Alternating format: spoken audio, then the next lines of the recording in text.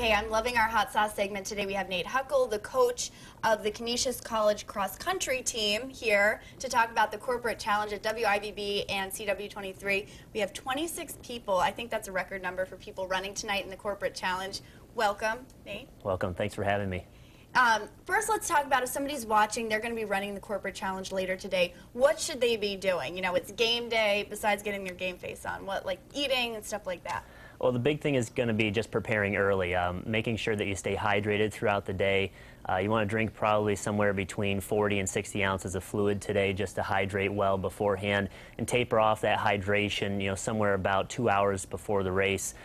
Leading up to the race, if it's hot this evening, they could drink, you know, some ice water about 20 to 30 minutes beforehand, 6 to 8 ounces, just to cool your body temperature down a little bit. But you don't want to be drinking a lot of water right up before the race. Water or like Gatorade or like kind of a sports drink, I guess? Sports drink is good because you're going to increase your electrolytes, and that's going to help you stay hydrated. So you probably drink more of that throughout the day, either one depending on what your stomach settles best with. Now, you know, people most of the time aren't running competitively on a daily basis. Right. They're running in their free time. So you get to the race, you know, what should you be doing to prepare? Should you be stretching? Should you be kind of running in place, just chilling out? What would you recommend? My recommendation is to do a little bit of a warm-up. Stretching is not quite as effective beforehand. It's a little bit better afterwards to do static stretching, but you know, beforehand, whether it's walking briskly for 5 to 10 minutes or getting out for a nice easy 5 to 10 minute jog before the race, that's just going to loosen the muscles up, warm everything up so your system's ready to go when you step on the line. Okay. No, without further ado, now we're going to get into our Channel 4 statistics. I think we sent you some stats. You gave your expert opinion on them. I think we have some graphics. So some people running tonight, aside from myself, oh, age, question mark, that's funny.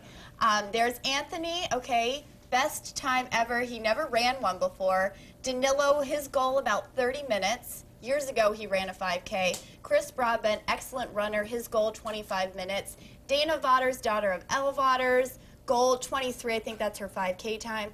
Dan Jackson, interesting fact, I think broke his foot in one of the corporate challenges. Jerry, best time ever, no idea. Goal time before sunset. Well, that's good that the sunset's getting later each day. Okay, so who do you think is going to be the top finisher looking at everything? Well, looking at everything, you know, it was tough not seeing anybody, not knowing what their body types are or really what their training has. You know, people were kind of guarded with their training information. You guys take this very seriously. I've been pumped for information by everybody out in the hallway, and everybody wants tips on how to run the race tonight, and they want the scoop on how other people look. But I think, you know, my top pick would be Dan Jackson. Okay. I think that, you know, he's got the best flat-out speed. He's got an 18:04 PR in the 5K, which is pretty outstanding. And he's a hockey player. Hockey players are tough, so I know he knows how to fight through the pain. And the fact that he finished last year with a broken foot, you know, speaks a lot about him. He's pretty tough. I think he'll push intense. Through. Yeah. Okay, so good luck to Dan. And then the next one is, who will be finishing last? Yeah, I know this is some negative motivation here, but I think the bringing up the rear award is going to go to Jerry.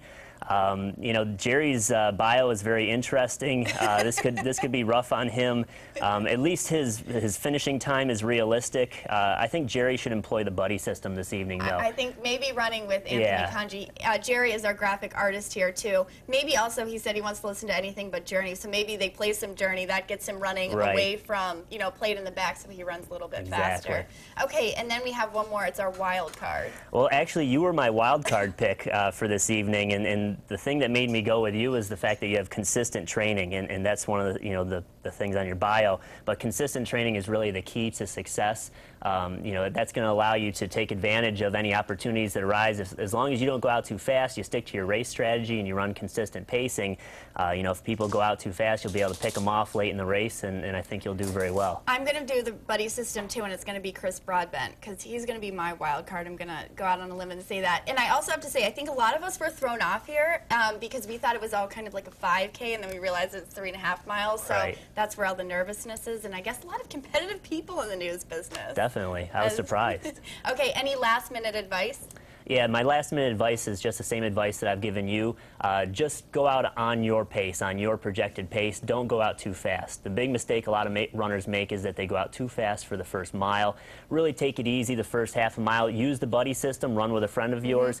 Be very conversational through the first mile of the race. If you're talking and laughing and having a good time, enjoying the great event, then you're going to go out at a good pace and you're going to feel very strong for the last 2.5 rather than, you know, struggling in that last mile of the race. Okay, well, Nate, thank you so much for all of your expert advice. Loved hearing what you thought today. Come back again sometime. Next race, we can chit-chat all about it. I'd be happy whatever. to. Okay, on that note, we're going to send things out to Emily. Hey, Em.